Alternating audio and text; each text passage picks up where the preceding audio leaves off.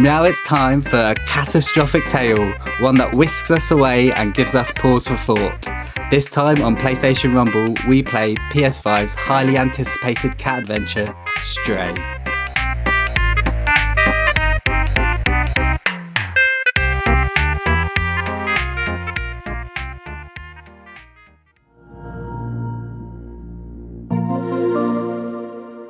Hello and welcome to PlayStation Rumble. My name is Jamie and I'm joined as per usual by Tony. Hi, I'm sorry. I'm so sorry. I'm apologizing on behalf of PlayStation Rumble. That's my last one, I promise. And of course, Joshua. That better be your last one.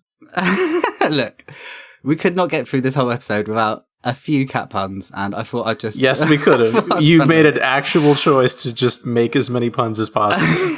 How high do you think the cat puns have gotten since the 19th of July when this cat game? I think there's more circulating now than a lot. Than it has been for a while. A lot. Too much. If you want to skip straight to the discussion on Stray, you can go to the timestamps in the show notes, and the timestamp will be there to start the discussion.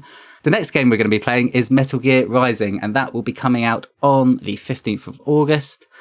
And before we get into some cat hijinks, we have a little bit of time to find out how your weeks have been. Tony, how's your week been? Yeah, I'm still working my way through Persona 4 Golden. How's it going? It's going. How far through are you? I got Rizé and Teddy in my party, and then I'm on like the video game dungeon or whatever it's called, the quest dungeon, and then but I'm going back. I didn't know you can go back to the other dungeons, and I discovered that by accident. So I'm going back through them to grind a little bit and to get more personas and combine them. I have no idea what I'm doing when I'm combining them. I'm just doing it because I like the music. I was tempted to get a Vita specifically to play Persona 4 Golden, but now that it's coming out on Switch, I'm much more inclined to just wait. It's such a good portable game. I think there's something about playing it on that screen, in your bed, on your, with that thing. It's just, it's very good. Yeah, I play at work during my downtime, so I just slowly working through it. Yusuke, what's wrong with that kid? Because, Kanji, he's scared of Kanji, and they were at the camping thing, and he was like, "Oh, what are you doing in here?" Because Kanji may or may not be homosexual. I'm surprised that it wasn't bad. It was just so cringe. I guess they're high school kids, but still, and it's like a constant joke.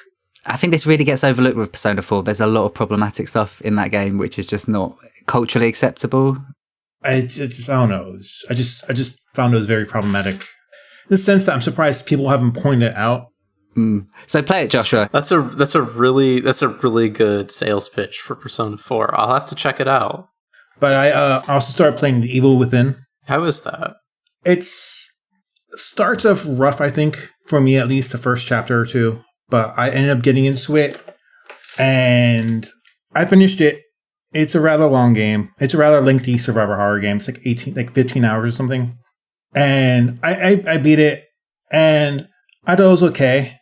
But then they had 3 pieces of DLC released for it, and one of them is just whatever. It's called The Executioner. I didn't really like it. I didn't even beat it. I got to the end, but I didn't feel my heart wasn't into finishing it. But there's two story DLC for one of the characters that gets separated from you. I think it's called the Assignment and the Consequences. And I went from thinking Evil Within was all right to the DLC just kind of bumped it up to I ended up enjoying it immensely because it's the DLC. It's split into 2 parts. I think each part's about 2-3 hours long, and it's a continuous story.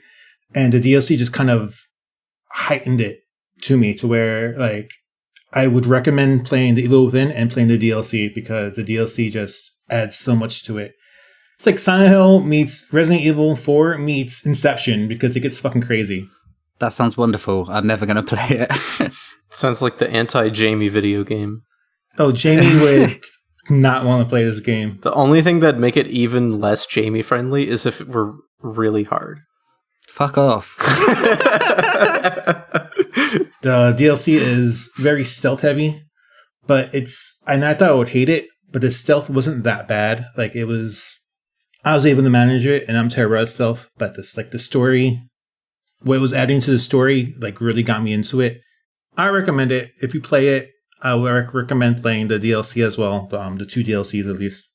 But yeah, the second game is Evil Within 2. I kind of played it for a few hours. It's more of an open world. It's not really open world.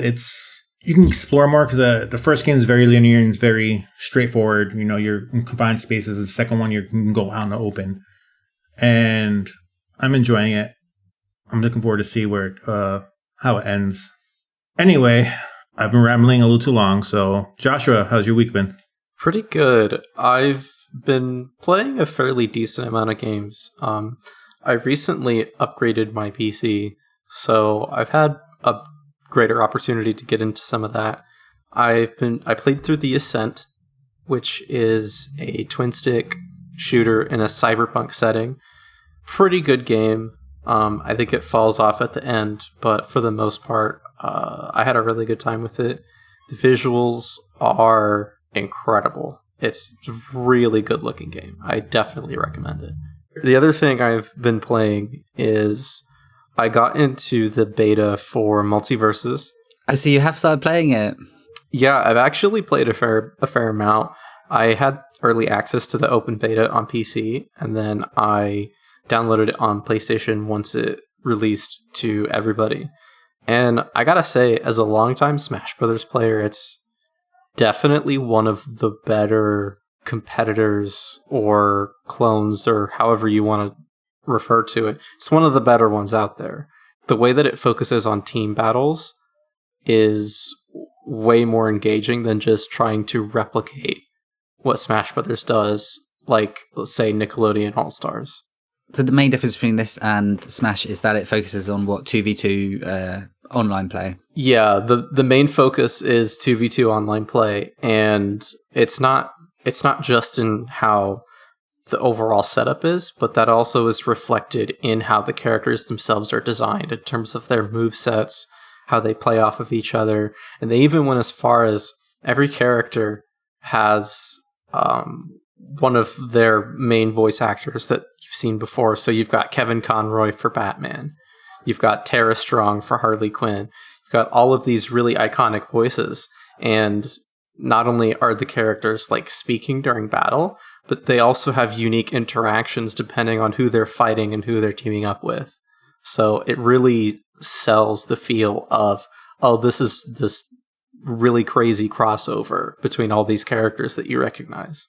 I think they've definitely got the roster, which a lot of other competitors who have come in haven't had that strength of roster, whereas Warner Brothers do. You got Superman, you got Rick and Morty reportedly Superman, coming in, Rick and Morty. They put in LeBron James Scooby-Doo. for some reason. Oh, yeah, they do God. have Scooby-Doo characters. Does it have anyone from regular show? Because I'll be down for that. No one from regular show, but there's always room. There's a lot of support behind the devs, so if we'd never see a regular show character, I'd be really surprised. How does it compare combat-wise to Smash? There's a bigger focus on timing your attacks, and there's a lot of encouragement to fight your opponents off stage.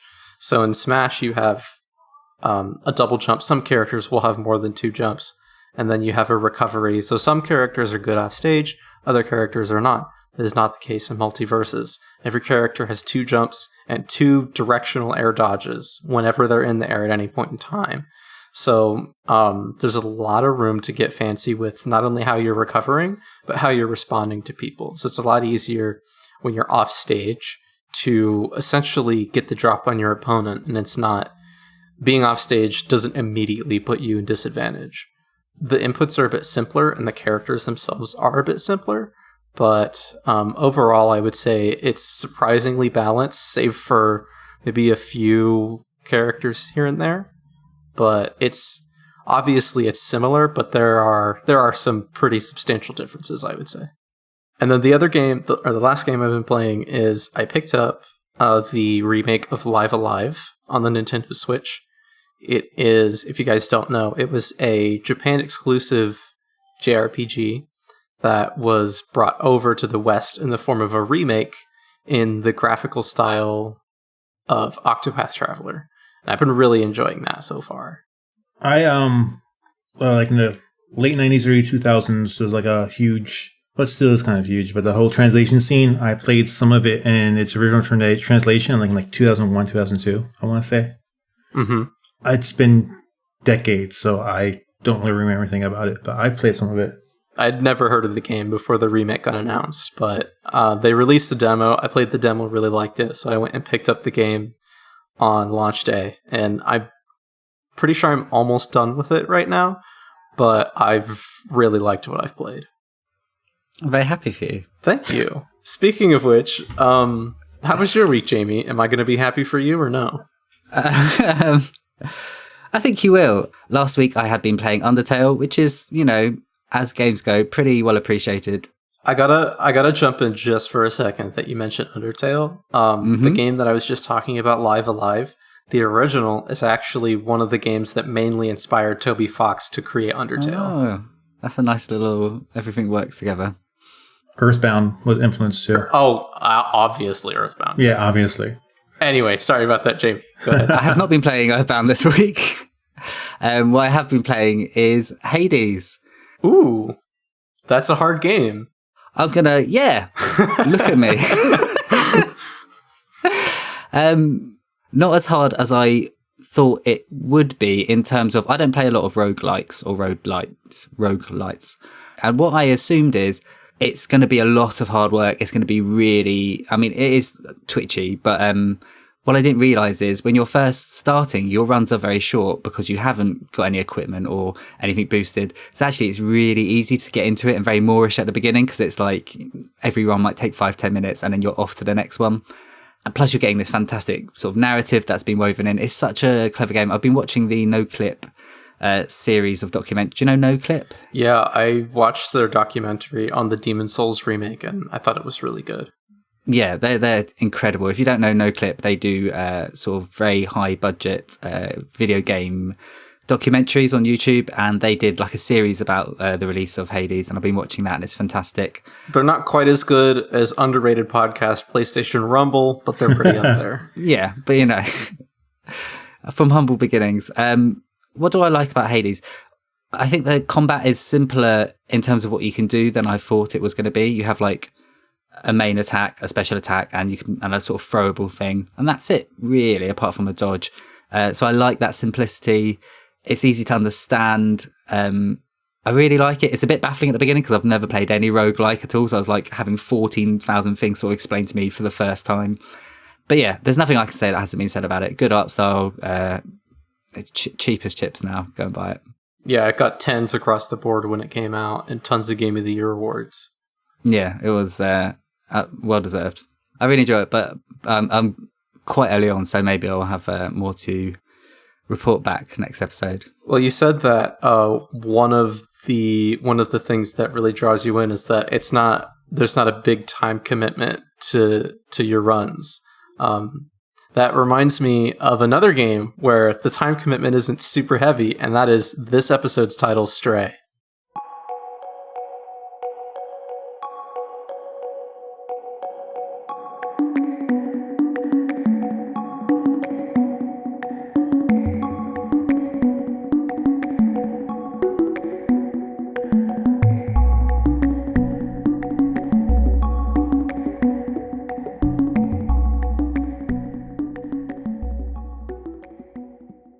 Stray is a 2022 adventure game developed by Blue 12 Studio and published by Annapurna Interactive for PS4, PS5, and PC. You take control of an orange tabby cat who is separated from its family. Ending up in a city inhabited by robots, you are tasked with uncovering its history and finding your way out. Alright guys, so I've been harassing Jamie a while about this game. The more that has come out, the more I was interested in playing it, and with its release on PS Plus for free, I was like, okay, there's no excuse for us not to do this on the podcast. So, Jamie, were you excited for this game? Yeah, I was exceptionally excited. I think you were talking about it last week, Joshua, and my path was fairly similar, as in I saw the PS5 showcase with this game on it, and it was probably the game I was most excited about. Being a cat owner most of my life, it was an easy in. This seems like the universal experience. Anyone who's a cat owner has been very excited about this game. It's drawn like an exceptional amount of attention. And then I specifically didn't look at anything else after that. I know there's been a few trailers and whatnot, and I thought this is going to be a short game. I just want to experience it. So I kept myself blind until now. That's a similar path that I took. Tony, how about you? Were you excited for Stray? I didn't know anything about it until Joshua wouldn't show up about it. You're welcome. Then I looked it up, and I saw that it was about a cat in a cyberpunk-ish universe, and I was sold. Yeah, what more do you need to know, really? I watched a couple of trailers leading up to its release because my main concern was if you can walk around and be a cat, right? But my concern is it going to be fun to control the cat? So I made sure to watch some things ahead of time because this was before they said it was going to be on PlayStation Plus. So I'm like, I don't want to buy something on release day if I don't think that it's something I'm going to enjoy. But the more that I saw of the game, the more I kind of got it, and I was just ready for it. I really had no idea what the game was going to be like. I just saw the screenshots and everything and people talking about it. I thought it was going to be a side-scrolling platformer. That's what I thought it was going to be at first. I didn't know it was going to be like a full-on, modern-day point-and-click adventure game, essentially, because I strive for that, and that was really cool. I strive for that. That was really cool. That I'm with you. No, I'm with you. It was really cool that like an adventure game of this nature became such a big deal because normally it'd just be an indie release and that people will talk about, but that's as far as it would go. It would get some mentions in Game of the Year, but never, for the longest time at least, probably since like the 90s, people haven't really talked about adventure games of this style. There have been the Telltale games, but something like this doesn't really get talked about or hyped up that often. Well, I think that might be largely to do with the advertising campaign of this game. I thought when I first saw the gameplay trailer that it was going to be a 3D platform exploration game. And I think that's what most people took away from that. And then sort of things came out afterwards about it being more sort of point and click, more adventure. You have to get a prompt to jump. You're not doing a free jump. So I think it probably got more eyes on it at the beginning because of this idea of the cat platformer that everyone would want. The catformer? The catformer, yeah. Yes, no, maybe. He's so happy with yourself. My intro is completely atoned. Before we talk about reception, it's time for a very special part of the podcast. My favorite part. It's what's the Metacritic. It is 5-1. It is Joshua to go first. Joshua, what do you think the Metacritic for Stray is? I'm going to say 92. 92. Tony, what do you think the Metacritic score for Stray is? I'm going to say, because Joshua can't took my number, I'll go against my better judgment and say 93. 93. My strategy now is to try and think of the number Tony would use and just use that. Good strat. The Metacritic score for Stray on the PS5 is 84. It is 5-2. Wow, really? Joshua is clawing his way back to victory. 84. No pun intended. That's lower than That's I thought. weird. Absolutely. My gut guess was actually 88, but I always guess too low every time. So I was like, I'm gonna punch up a little bit.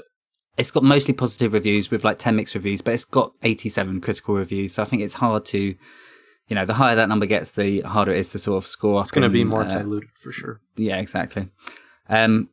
But overall, very well positive reception for this game.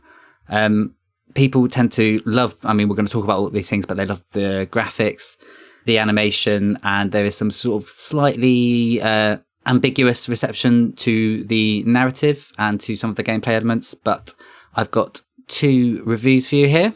This is from Tiny Spider and it is 1 out of 10. This game is garbage, wrapped up in a nice design in Cupertino box. The physics are strange. The gameplay is strange. It's a cat game where you can't actually jump manually. You can't fight. You can scratch and interact with objects via a dialogue prompt and some San Andreas style button mashing, but the ability to piss all over stuff was notably left out. Not very realistic for a cat game, if you ask me. As the owner of 2 cats, I do say there was a noticeable lack of being able to pee wherever you want in this game. Because my cats specifically one of them pees on my shoes and has peed on me twice. And there were unmapped buttons on this game. It's not like they couldn't do it for the combat mechanics. Yeah, there were open opportunities. Yes, Adam, make a fighting game next time, Blue 12, and let me pee as the cat. 1 out of 10, the game has to be broken. The game wasn't broken, so I don't care how bad you think a game is. Yeah, that seems a bit harsh. Yeah, 1 out of 10 is irredeemably bad. Yeah, that's indescribable. Has to be something just so broken that it doesn't play properly, like Driver 3 or something like that. It's not a 1 out of 10. I don't care how much you dislike a game. If the fundamentals are fine, I don't think it deserves a 1 out of 10. In contrast to that, here is Gaming Age. They gave it a 91%. This goes as such. Stray didn't want to tell an epic story spanning oceans. It didn't want towering bosses with glowing weak points to create great tension. What it did do was weave a tale that the smallest creature can make the biggest difference, and that despite our sea as the apex species, the perch is ever precarious, there's always something to take the spot, and life will continue. It's certainly something we need to be reminded of periodically, which is a bit deep, but I do resonate with the feeling that it didn't, it lacks a lot of things that other games have, and I don't think it necessarily needed them in there. Yeah, I can agree with that. Some of the musings about the themings and the deeper messaging of the game, I don't know that I vibe with, but most of that I'm pretty much on board. Joshua, do you want to tell us a little bit about the development of this game? Yeah, so this game has had quite a long development cycle, actually. So the developer Blue 12 Studio, this is their first game. They used to be working at Ubisoft Montpellier, and then they veered off and formed their own studio. And they started working on Stray in 2015, so 7 years ago. And it wasn't shown off until the initial PlayStation showcase in 2020. And since then, the game has been delayed a few times to its inevitable release. They've since then talked about a lot of the technical stuff involving the development, including how they felt that the DualSense controller was a really great fit in terms of how they could really get the player to really make you feel like a cat, for lack of a better gaming phrase there.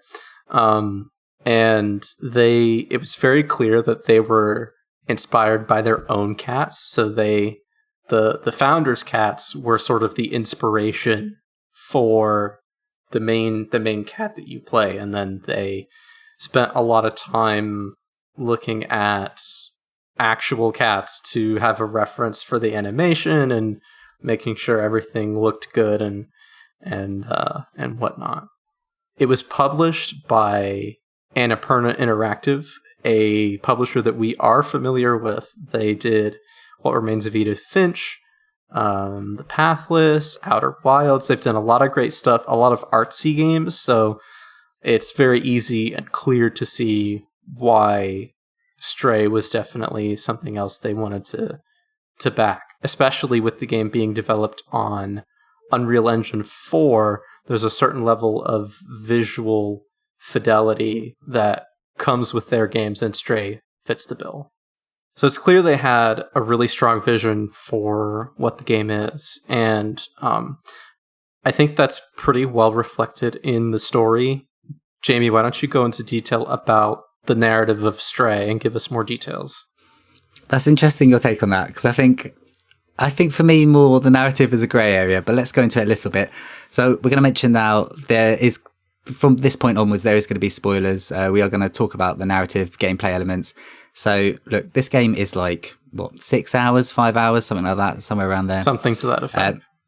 If you've got PlayStation Extra, go and play it. It's free. And if not, it's £25. It's just a really good game. So if you haven't played it, you might want to pause it here. But I'm assuming if you're listening to this, you have, or you just don't give a damn. So this game does the same thing that I expected it to do. A lot of indie games do this. A lot of walking sims do this. Cold start. bang, straight into the action. You're in nature, you're a cat, you've got like 3 or 4 other cats with you, and you do cat stuff, which is fantastic.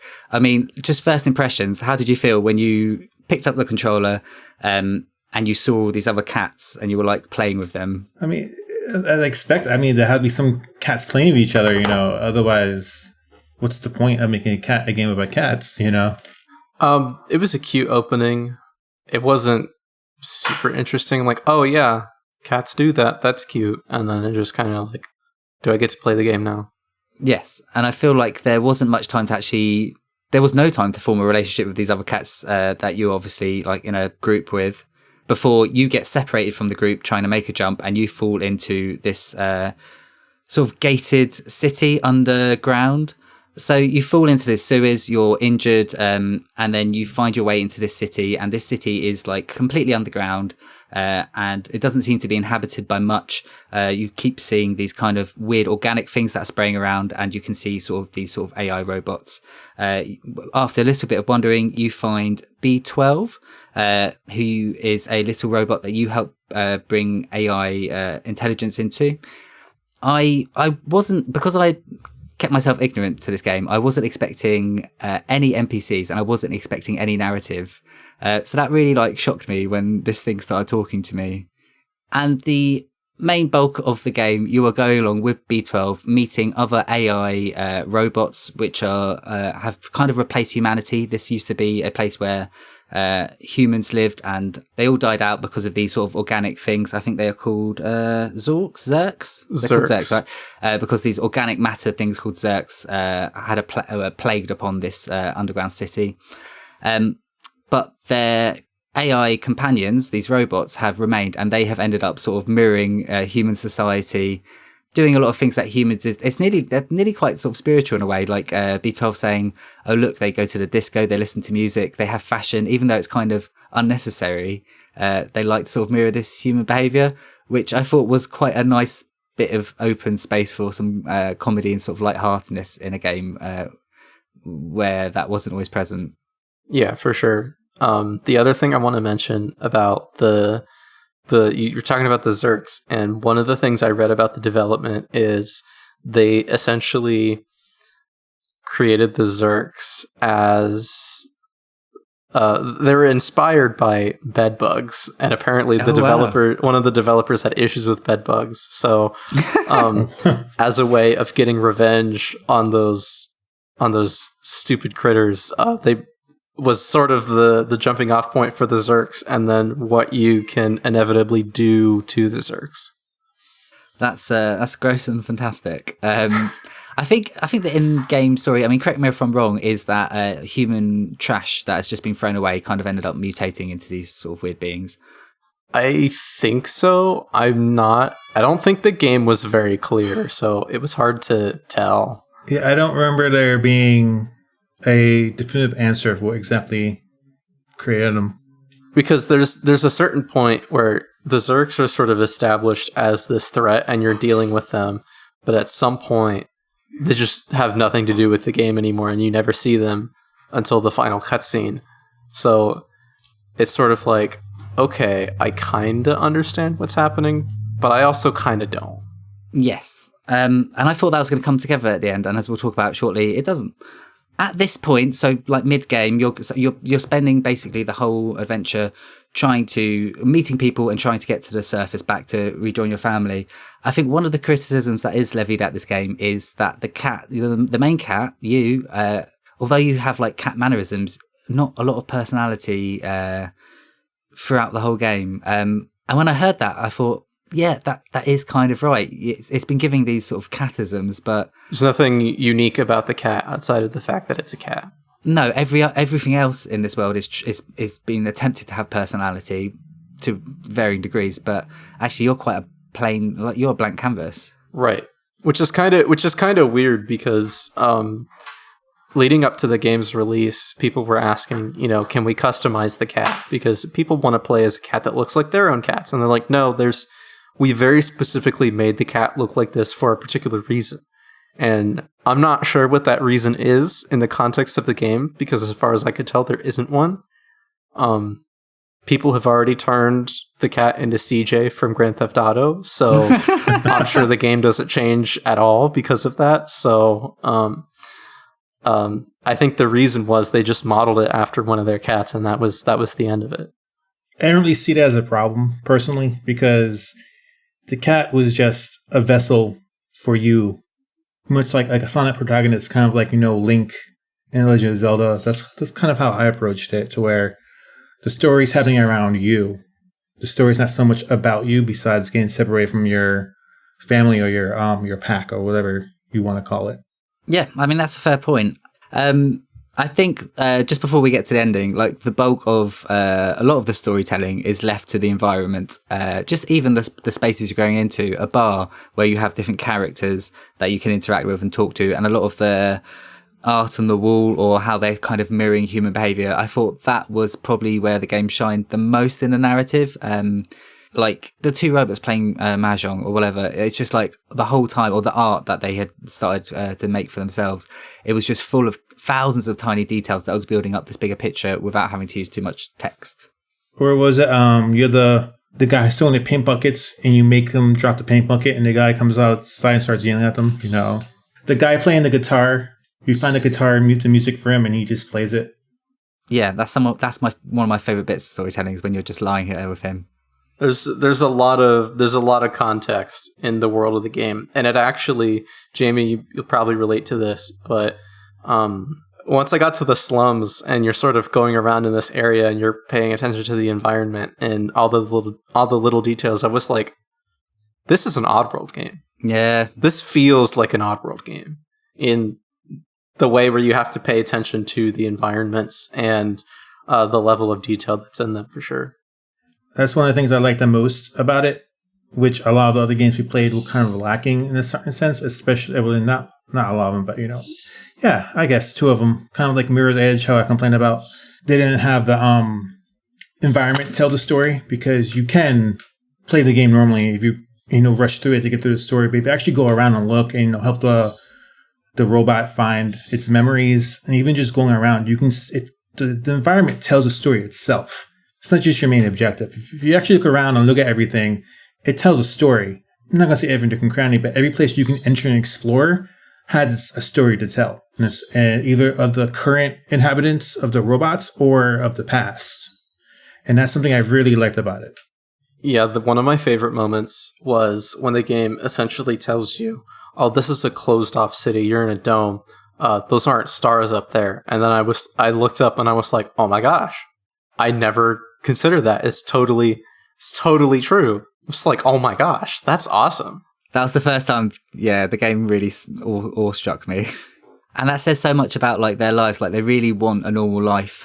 Even the fact that there's neon everywhere is explained in the narrative, that it was like a sort of protest against being in the dark and dingy like surroundings that they were sort of prisoned in. And it was too much for the, what are they called? The Sentinels to keep in order. So it just ended up being, and with those circled stars, that told me more than, 4 hours of cutscene. Right. And another small detail I liked, there's one place you go into the bar and the two robots are trying to figure out how to play pool. Yes. Slice of life stuff. And one of them's trying to use aim hacks and got a virus. I thought it was going to let the cat play pool and they were going to like observe it, but it wasn't happening. I tried so many times. Speaking of little secrets, this game is like littered with Easter eggs. I'm just going to give a few examples. One of the most on-the-nose one was the Doc, who is obviously the Doc from Back to the Future. He had wires sort of representing that crazy white hair coming out. And for the defluxer, they needed 1.21 gigawatts, as everyone will know who's watched Back to the Future. That's a very on-the-nose reference. Also, his son, slightly more subtle reference, but is supposed to be Marty McFly. He's got the sort of red, what do you call it, sort of body warmer jacket on. There are references to like loads of games like Half-Life, Skyrim.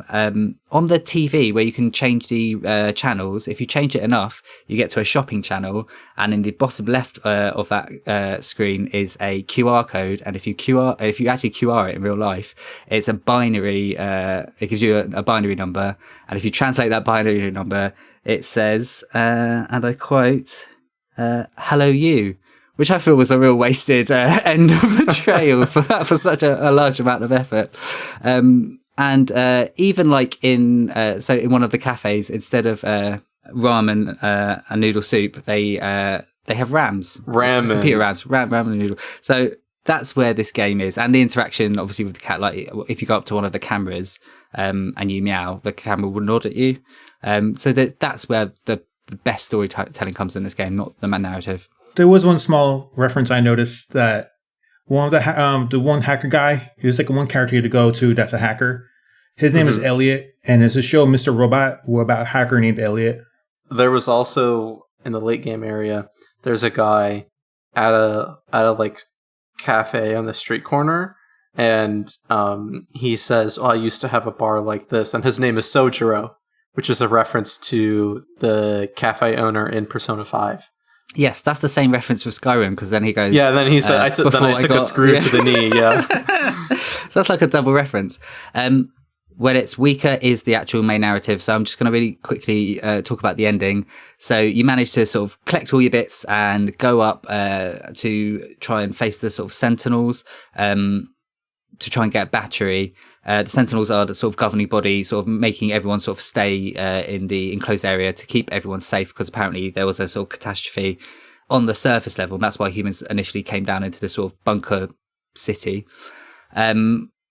Your friends get put in prison, you break them out, and then one by one they kind of have to end up sacrificing themselves along the way so that you can push further and that you can break free to the surface. It's kind of nearly like a sort of spiritual thing. They like it's about freedom. We need to break out to the outside, and they kind of start sacrificing themselves, going, one of us has to do this. It doesn't have to be all of us, but one of us, and you're the one that's most likely. You get all the way through to the end. B12, you find out that he, the consciousness of B12 was a human. They was the scientist that he was talking about the whole time. And B12 sacrifices itself so that you can get out, and then you leave at the end. And I think there were two moments where you're supposed to feel something, and that's the sort of B12 sacrificing himself and saying, I thought I had to carry on the human legacy, but actually I can see it's in you getting to the surface for some reason. And also Clementine distracting the Sentinel, giving you a bit of extra time, but sacrificing her chance to get to the open.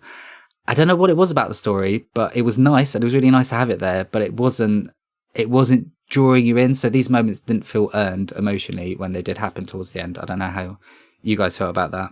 So I follow a lot of game journalists on social channels, and there were a lot of them who were saying the reviews were so positive for this game, and they were saying it made me laugh, it made me cry, I haven't felt this way in a game in a long time, all these things. And maybe I'm just a jaded asshole, but I didn't cry.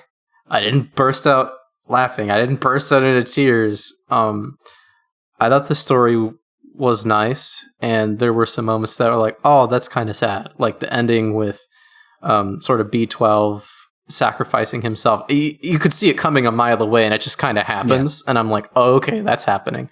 But the cat laying down to sleep with it, because there are lots of places where you can sleep throughout the game, and then the last time you sleep, it's around the inactive B12. I thought that was nice, but it wasn't. It didn't strike any long-lasting memories for me. And the one thing that really frustrated me is we never see the cat reunite with its friends. Like, that's for the sequel, Joshua. That was the whole reason we went on this adventure. You got separated from your friends. Did you need that? Did you need to see them all meow together at the end and be happy? Do you think that was a missed opportunity? I didn't necessarily need to see them meow together, but it's sort of like, okay, so the cat gets separated from its friends. Do the friends care about this cat? Does the cat go find its friends? Like, is the cat just by itself now? It's heavily implied that it rejoins the family. I was a bit more like, this cat's had quite a nice time down there, and like an actual cat adapting to his environment until it can move on. I think they had to keep it in there for 4 weeks before letting it out into the garden.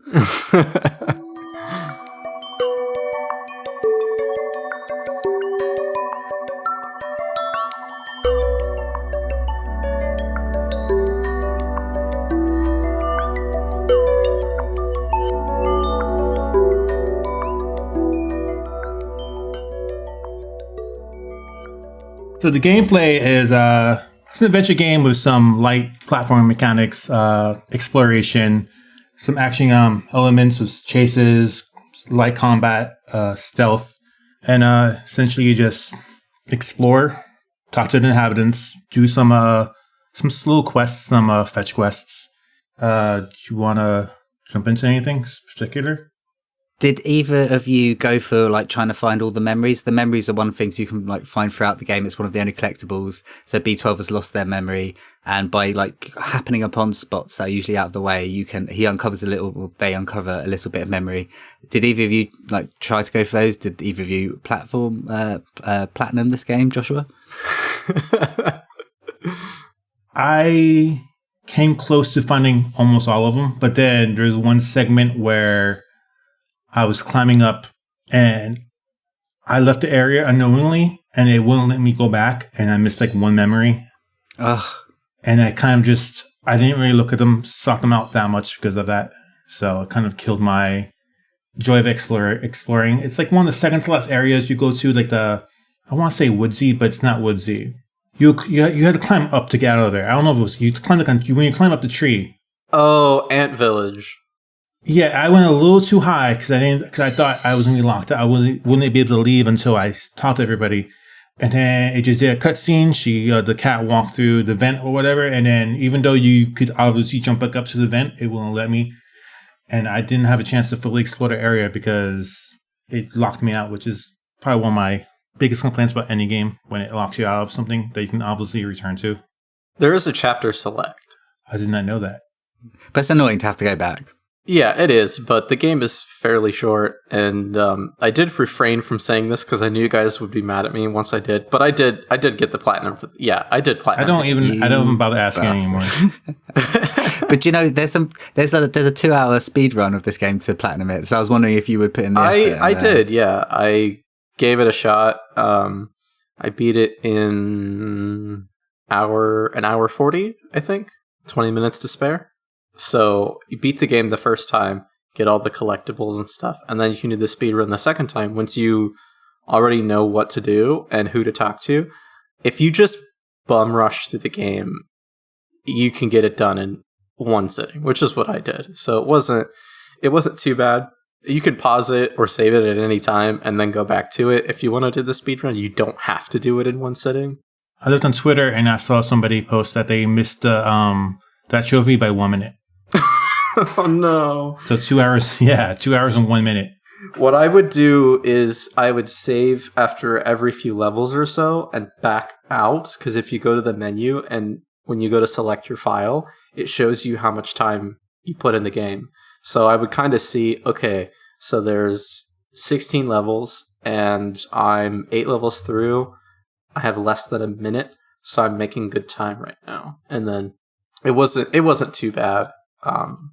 You've made very good time. I've just looked up the speed run for this game, and it is 1 hour and 16 minutes. Really? So I know it's half an hour off, but that, you know, there were some things that I definitely messed up, and some pathways that I could have optimized.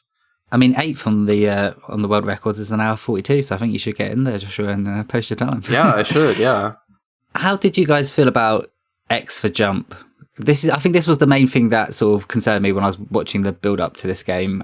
When I realised it was a contextual prompt to jump. That was my concern as well. If it was anything but a cat, I would hate it. But cats jump very gracefully, and they're very accurate and precise with their movements. So I think having a mechanic where you could fumble your jumps as a cat wouldn't feel quite right.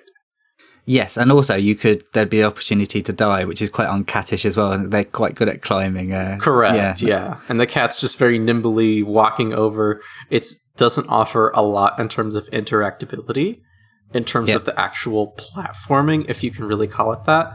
But where the game sort of balances that out, in my opinion, is in the design of some of the levels, like the slums. That was where the game really started to click for me, where the challenge isn't can you jump from point A to point B. The challenge is trying to look at the environment and figure out where you can go, and making sure you explore and you sort of find things to mess around with as this cat, where there's a lot of room. There's essentially room to fail. Like, Tony got out of Ant Village a bit early.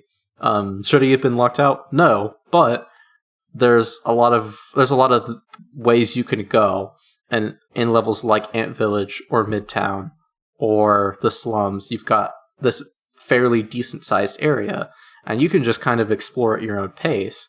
And it's up to you to find what paths you can go to and pay attention to the environment so that later on when certain things open up where you can go to find those.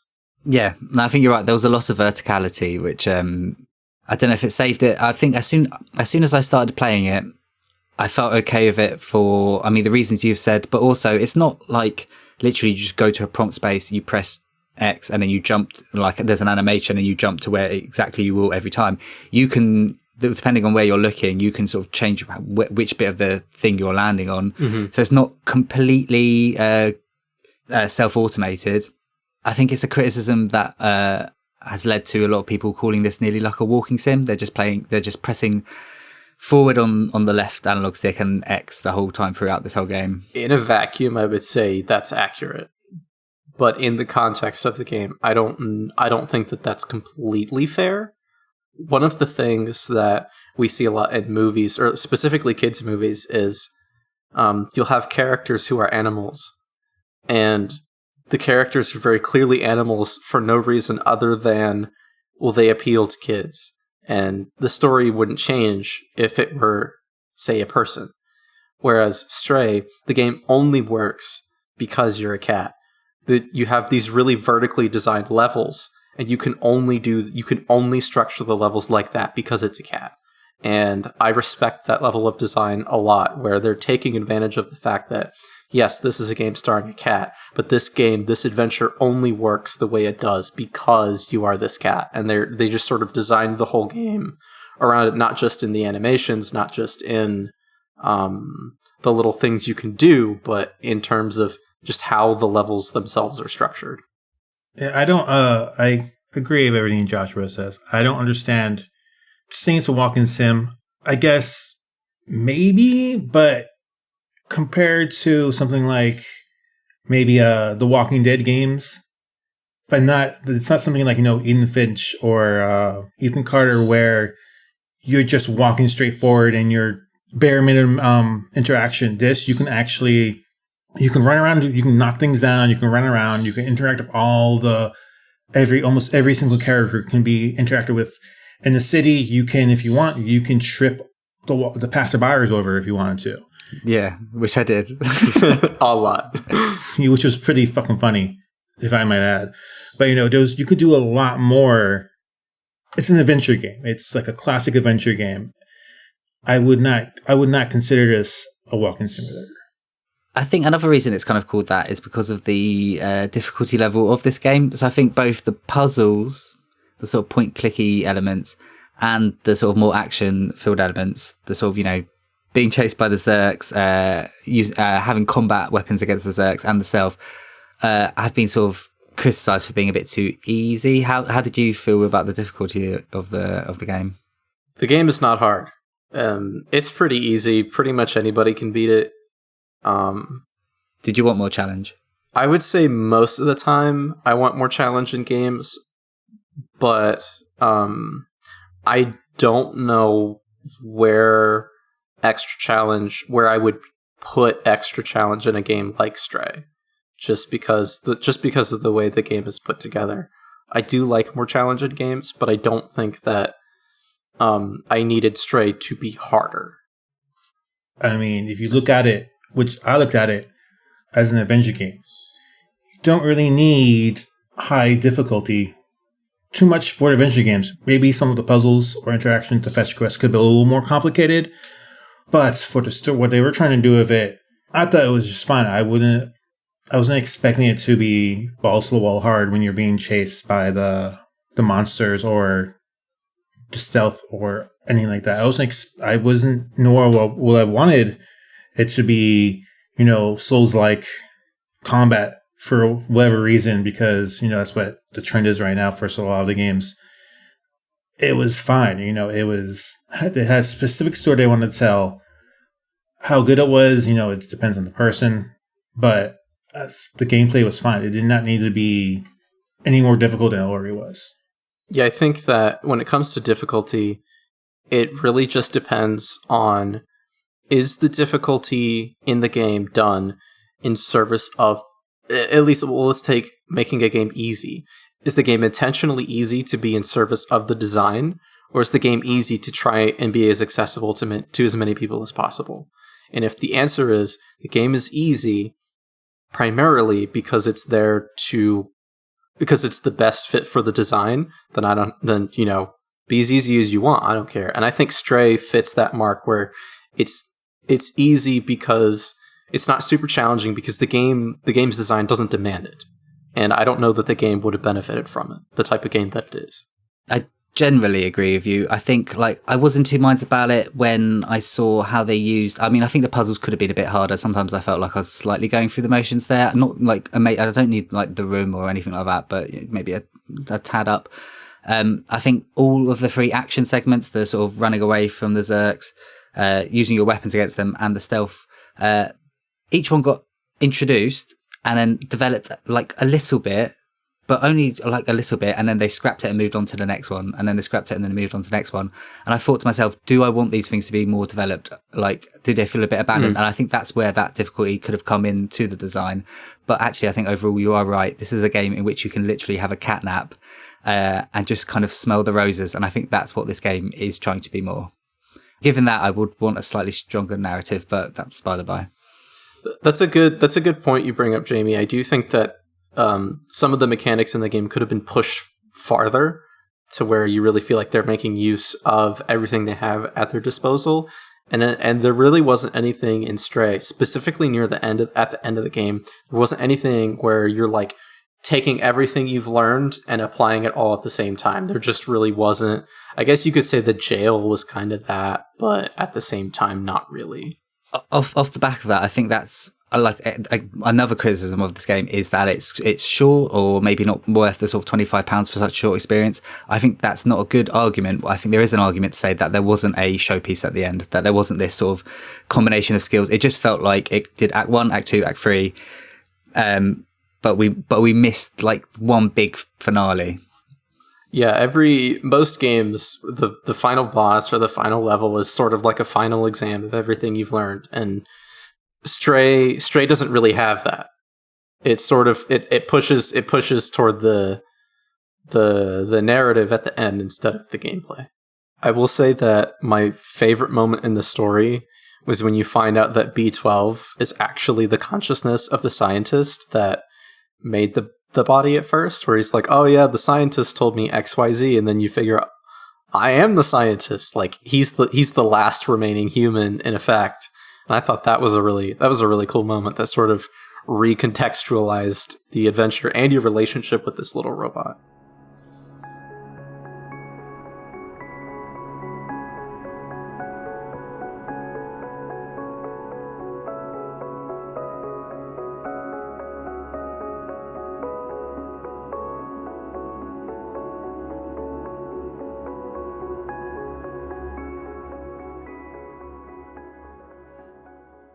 Yeah, so like I said earlier, Stray is made on Unreal Engine 4, and when they first announced that this is a game that's coming to PlayStation 5, like I really like this concept, but is this a game that needs to be some kind of additional showpiece for the PlayStation 5? Like, is this something that Sony is going to want to use as something that to help showcase the power put behind their system? After playing it, though, the game looks resolution-wise, it's pretty similar between the 4 and the 5, but just the bump up to 4K and 60 frames with this environment design in Stray is really good. I think the one part of Stray that we can all agree is just without flaw are the graphics and the visual presentation, for sure. And as a quick side note, the one thing I did find on the PS4 is like every time it saved or went into a new area, it would stutter hard. Not every single time, but enough that I thought you guys are not getting this experience. I think you had it a little bit, but nowhere near as bad as we did. Digital Foundry did a video about it. It's similar. The PS4 Pro is a little bit better than the base, but I think the PS5 was pretty much seamless. It's just something. It was just something that's going on in the background that's causing it. But other than that, just the art direction of this game alone is astounding. It looks incredible. Everything from the use of color. You have areas that are predominantly green, the neon areas that bounce between like purple and orange and blue. Almost every area feels pretty distinct on its usage of color alone. And it's all in service of selling this domed off city in this completely foreign world to us. And the visuals really help to create the environment, essentially. I think you're completely right. I think the color palette, how often do you notice the color palette of a game? And the color palette of this game was absolutely exceptional. And as you were saying, like, I didn't realize, I think I hadn't absorbed, but every area does have its own distinct color. And when you're at the top in the control center and you're looking down, it looks like it's very distinct, and also an incredible shot.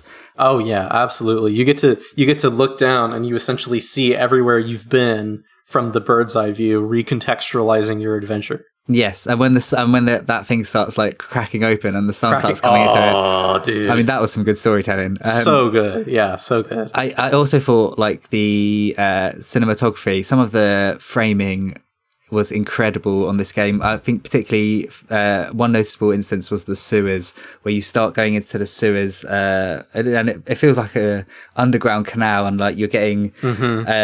What are they called? You're kind of nearly getting canoed with your partner, and the colours coming in and the way they had framed it, and you had a little bit of movement. I was just like speechless. It was beautiful. It was really, really good.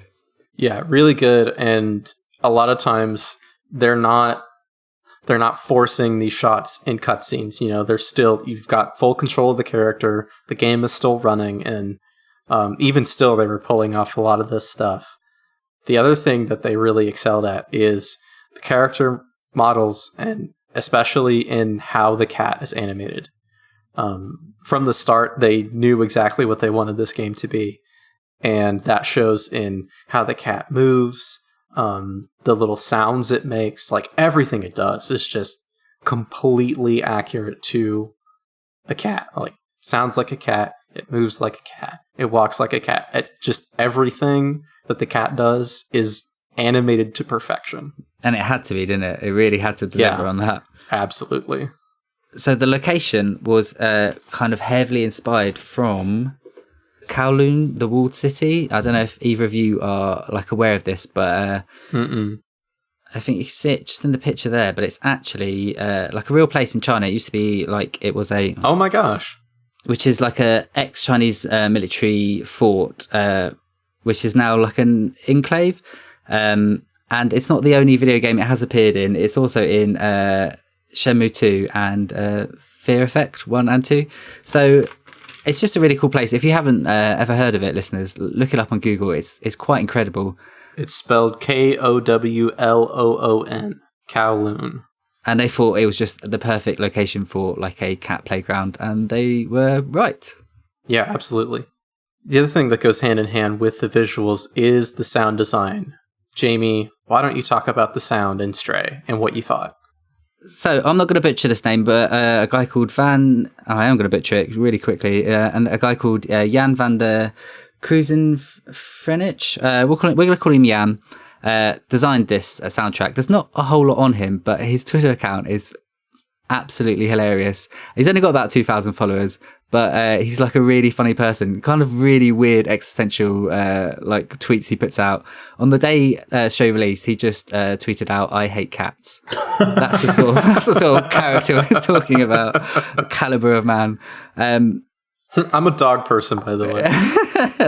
As I said in the last podcast, often music is the sort of thing I find hardest to sort of distinguish and absorb and have thoughts about when we come to talking about these games. But the soundtrack on here, I think, along with the visuals, is just absolutely on point.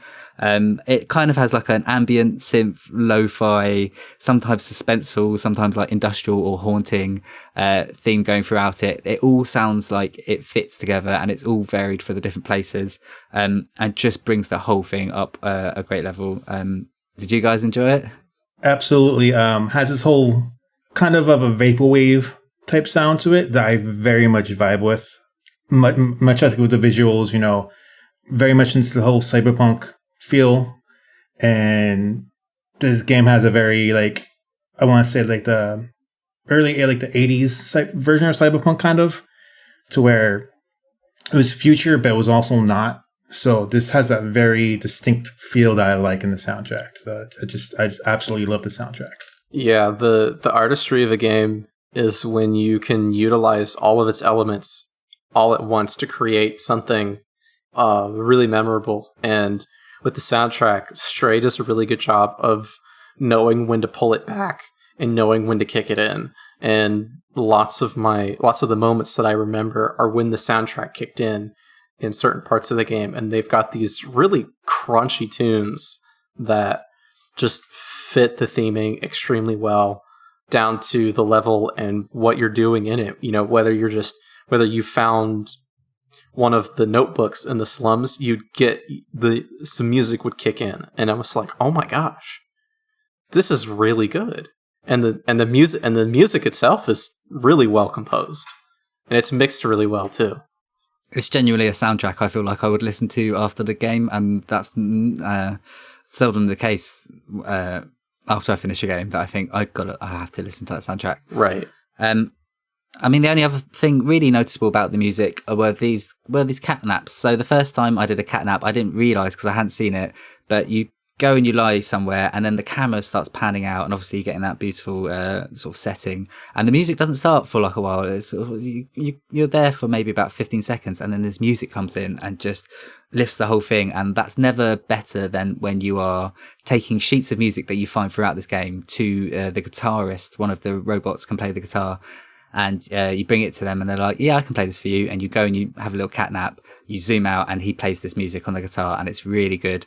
And the notable example of that is the piece of music that you can buy from the shop, piece of music number 6. Everything else is original in this game, but that piece of music isn't. That piece of music is a basically like a cover of this guy called Nujaba, who did this sort of lo-fi hip-hop, a Japanese artist who died, I think, around 10 years ago. And it was meant to evoke... The cover in the game was meant to evoke kind of nostalgia, because it has those tones of like 90s gaming. It's sort of the sort of sounds that you would kind of remember, but also like pop culture. I think some people said like it's nearly got like a sort of Rick Astley's Never Gonna Give You Up kind of vibe. So here's that moment in Stray.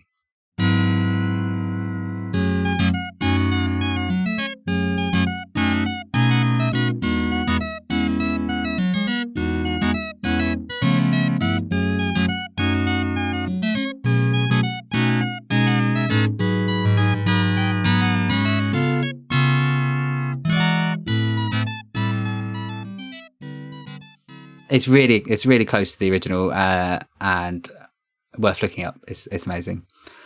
I think with that being said, it's time for our final thoughts. Tony, what was your final thoughts on Stray?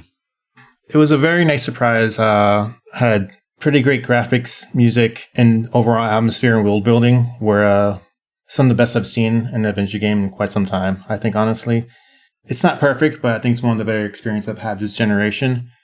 I think it's a must play for any adventure game lover, and obviously any cat lover. I'd give it like a solid 8. A lot of people, I was seeing a lot of the feedback after Stray came out, and people were saying, this is probably one of the best games I've ever played. This is one of my favorite games of all time. And I don't agree with that. Stray is not one of my favorite games of all time, but it succeeds at almost everything it tries to do, and it really plays into the fact that you are a cat. The game is designed very well. The visuals are incredible. It looks and runs great. It doesn't take too much of your time. It's a really nice, easy few hours, and they make really good use of those hours in terms of exploring and the running and the platforming. So they do a really good job with Stray. I had a really good time with it, so it's going to be an 8 out of 10 for me as well. I think probably there's not going to be any news here. Like, I think it did hit, as you said, like most of the things it was going for, and that they were unique. They might not have been unique individually, but when they were all put together in one game, all these different styles, it was very clever. I think there's something about the narrative where I feel it just did miss. If you're going to have those emotional beats at the end, then earn them somewhere throughout the game. But what I'll remember after this game is the feeling that it evoked when you played it, like a good album or whatever have you, and it did that very well. And it's a very distinct feeling that I haven't felt from any other games I've played this year. So I'm going to be slightly more generous on it and give it an 8.5 out of 10. All right, guys. Well, I guess that's it for this episode. Thank you for joining us. If you want to reach out to us, hit us up on Twitter at PSRumble. And also, if you have any questions, comments, complaints, or whatever, email us at PlayStationRumblePodcast@gmail.com. Just a reminder, next episode, we will be covering Metal Gear Rising, and be sure to check that out. Be sure to play it. And that's it. This is Tony saying bye. Goodbye. Have a Go and do a cat pun. I'm thinking of one. Hang on.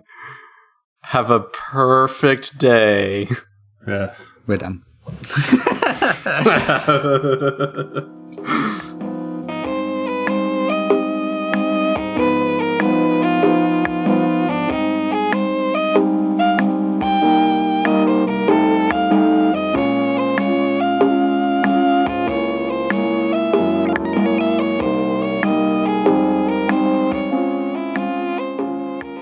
All right, guys, since all that has been said, I fucked it up. All right, guys, since